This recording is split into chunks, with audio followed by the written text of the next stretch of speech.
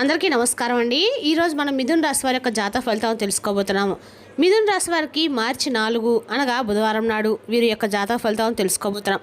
అయితే మిథున రాశి వారు ఎవరైతే ఇప్పుడే కొత్తగా మన ఛానల్ చూస్తున్నారో దయచేసి ఛానల్ సబ్స్క్రైబ్ చేసుకొని వీడియోకి లైక్ చేసి సపోర్ట్ చేయడం మాత్రం మర్చిపోకండి. మరి వీడియోని ఎక్కడ కూడా స్కిప్ చేయకుండా చివరి వరకు చూసినట్లయితేనే మీకైతే పూర్తిగా అర్థమవుతుంది. రేపటి రోజున మీ యొక్క రాశి ఫలితాల ప్రకారం మీకు ఏ విధంగా ఉండబోతుందో తప్పకుండా తెలుసుకుందాము. మరి అంతకన్నా ముందుగా ప్రతి ఒక్కరికి కూడా ఏదో సమస్య ఉంటుందండి. సమస్యలు ఎవరంటే ఉండరు కదా, అంటే ప్రేమ, పెళ్ళి, ఉద్యోగం, వ్యాపారం, ప్రేమించి మోసపోవడము, నాగదోషము, సంతానం లేకపోవడము, భార్యాభర్తల మధ్య గొడవలు, ధనం నేకలు లేకపోవడము, రాజకీయము, కోర్టు సమస్యలు, మీ మీద చెడు ప్రయోగాలు చేయటము, ఇలా ప్రతి ఒక్కరు కూడా ఏదో ఒక సమస్య ఉంటూనే ఉంటుంది.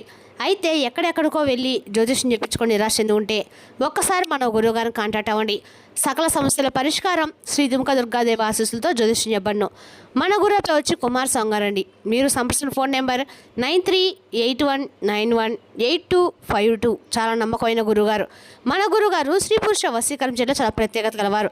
మీకు ఎటువంటి సమస్యలున్నా నమ్మకంతో ఒకసారి ప్రయత్నించండి. ఈ గురువుగారి ద్వారా చాలామంది లబ్ధి పొందారండి. మేము కూడా మాకున్న సమస్యల్ని ఈ గురువుగారి ద్వారానే పరిష్కరించుకున్నాము. 100% గంటల పరిష్కారం చూపిస్తారు. దూర ప్రాంతంలో వారు కూడా ఫోన్ కాల్ ద్వారా ప్రతి ఒక్క సమస్యకి ఖచ్చితమైన పరిష్కారం చెప్తారండి. ఒక్కసారి నమ్మకంతో ప్రయత్నించండి.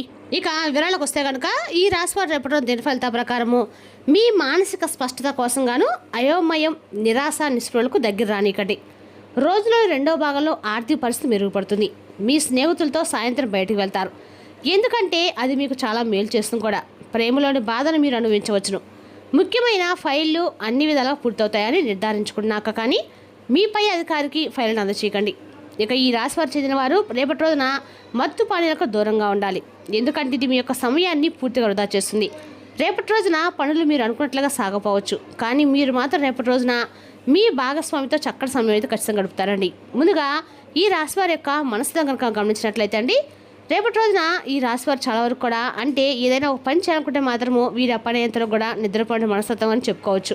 అలాగే ఎవరైనా సాయం కోసం వస్తే వీళ్ళ దగ్గర ఉన్నా లేకపోయినా కూడా వారికి ఎటువంటి సాయం అయినా కూడా చేయడానికి వీళ్ళు ముందుంటారు.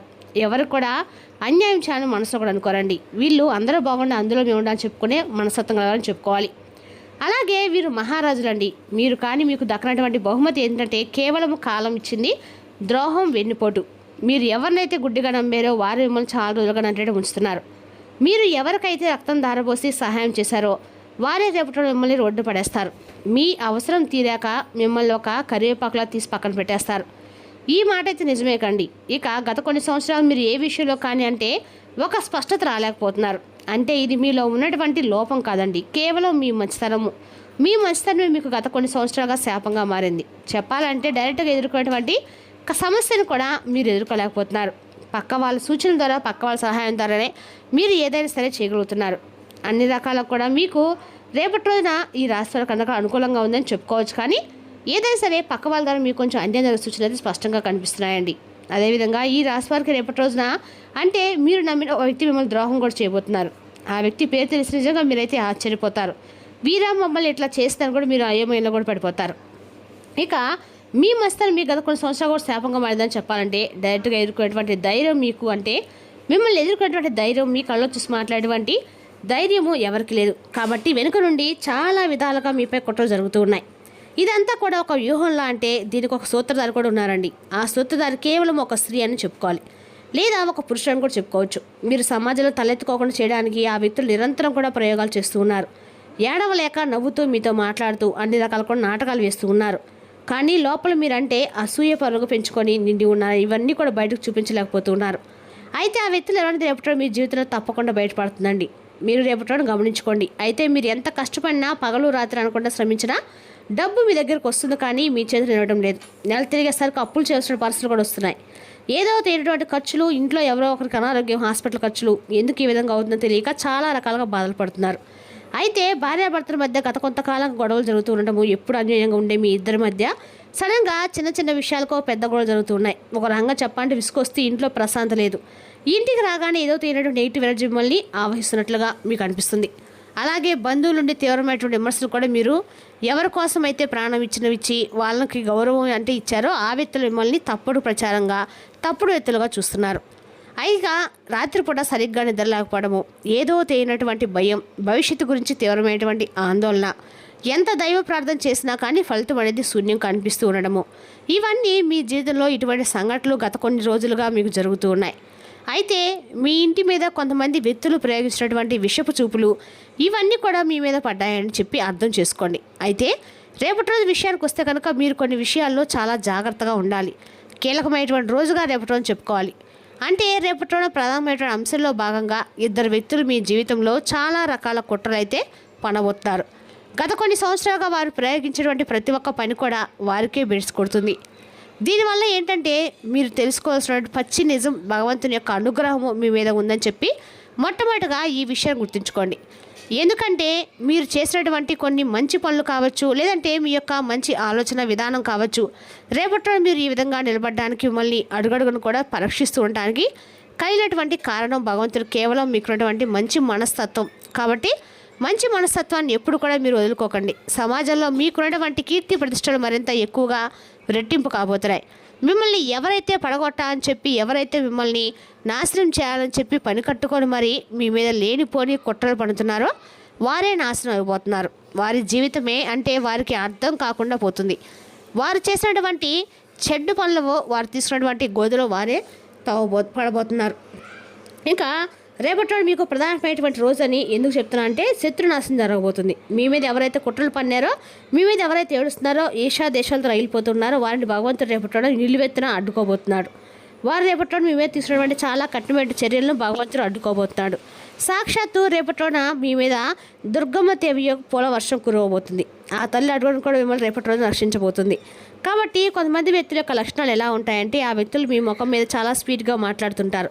ఎలా ఉన్నారు, ఏం చేస్తున్నారు, బాగున్నారు అని, చాలా ముద్దుగా ఉన్నారు, చక్కగా చదువుతా అని చెప్పి పొగడతల వర్షం కొన్ని రోజులకు కురిపిస్తున్నటువంటి ఆ వ్యక్తులు కావచ్చు. ఆ వ్యక్తుల కళ్ళల్లో నిజాయితీ ఉండదు. వారి నోటిని వచ్చినటువంటి మాటలు పొగడతలు కాదు, మీ పునాదులు కలిసినటువంటి నరదృష్టి. కాబట్టి కళ్ళమంట మీరు కొత్త బట్టలు వేసుకున్నా, కొత్త వస్తువులు కొన్నా, లేదా కనీసం ఇంట్లో మంచి భోజనం వండుకొని తిన్నా కానీ కొంతమంది వ్యక్తుల యొక్క ఏడుపు మీద తగులుతుంది. కాబట్టి అదంతా ఏంటంటే మీరు ఎక్కడికి వెళ్ళారు, ఏం చేస్తున్నారు, ఎంత సంతోషంగా ఉన్నారనేటువంటి అసూయతో మీ మీద కక్ష అనేది రెట్టింపైంది. ఆ వ్యక్తుల యొక్క ఏడుపు అనేది ఎక్కువగా అవ్వటం వలన వారు తీసుకునేటువంటి రేపటిలోన కఠినమైనటువంటి చర్యల్ని భగవంతుడు కూడా అడ్డుకోబోతున్నాడు. ఇక రేపటిలోన ఉదయాన్నే మీకు నిద్రలేచిన వెంట నుండి మీ మనసు అనేది చాలా ప్రశాంతంగా మారుతుంది.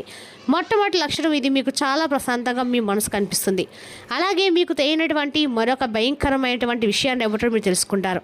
ఒక ఫోన్ కాల్ ద్వారా కావచ్చు, ఒక మెసేజ్ రూపంలో కావచ్చు, లేదా కొంతమంది చెడుగా ప్రచారించిన వ్యక్తులు ఎవరనేది మీకు తెలుస్తుంది. ఇక మిమ్మల్ని చులకన చేస్తుంది ఎవరు, సమాజంలో ఎవరు ఎలా ఉంటున్నారనే విషయాన్ని రేపటిలో మీరు తెలుసుకుంటారు. అలాగే ఇంట్లో తేనటువంటి ప్రశాంత రేపటి మీకు ఏర్పడుతుంది. కుటుంబంలో సఖ్యత పెరుగుతుంది. అలాగే ప్రేమ రాగాలు వెళ్ళి విరుస్తాయి. అలాగే ఇప్పటికైనా కానీ కళ్ళు తెరవండి. మంచితనాన్ని, అతి మంచితనం పక్కన పెట్టండి.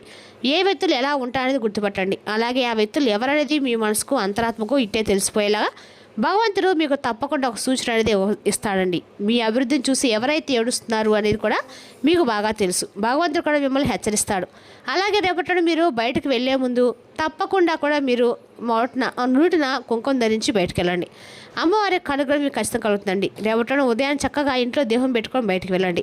రేపటి ఖచ్చితంగా కూడా అన్ని రకాల కూడా అమ్మవారికి అంటే ఏమైనా సరే నూనె దీపం కానీ, నెయ్యి దీపం కానీ ఏవైనా సరే వెలిగించండి. అమ్మతో తెల్లటి ఎర్రటి పుష్పాలని అమ్మవారికి సమర్పించడం ద్వారా అమ్మవారి కనుగ్రహం మీకు పరిపూర్ణం కలుగుతుంది.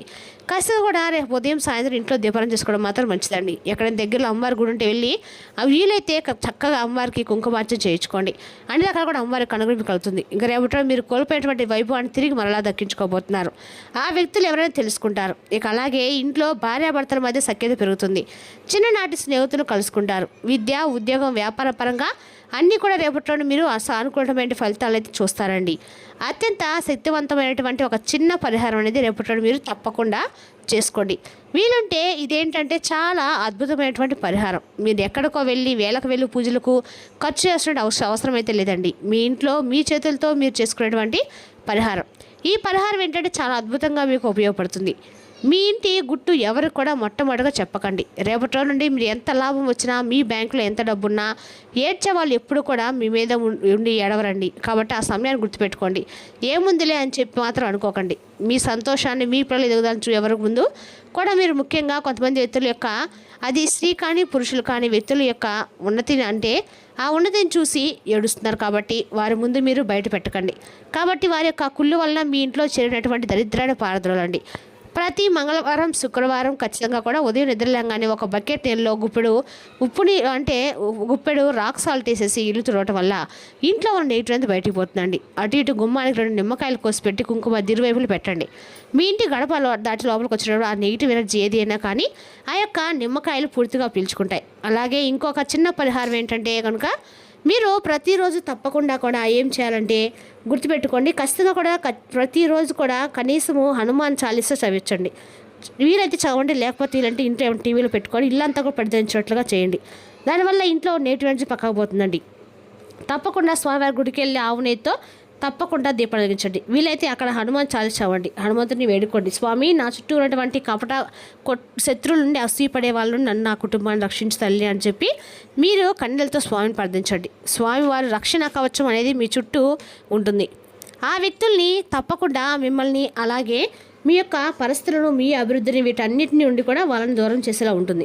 అలాగే రేపటి ముఖ్యంగా చెప్పుకున్నాం కదండి, మీరు ఖచ్చితంగా కూడా ఓం దుర్గాదేవి అనే మంత్రాన్ని మీకు ఎన్నిసార్లు 10 సార్లు జపించండి. ఇక రేపటి మీకు వచ్చేటువంటి ఒక ఫోన్ కాల్ అనేది మిమ్మల్ని చాలా ఆశ్చర్యానికి, అలాగే ఉత్సాహానికి గురి చేస్తుందని చెప్పి మంచి శుభవార్త ఫోన్ కాల్ ద్వారా వింటారు.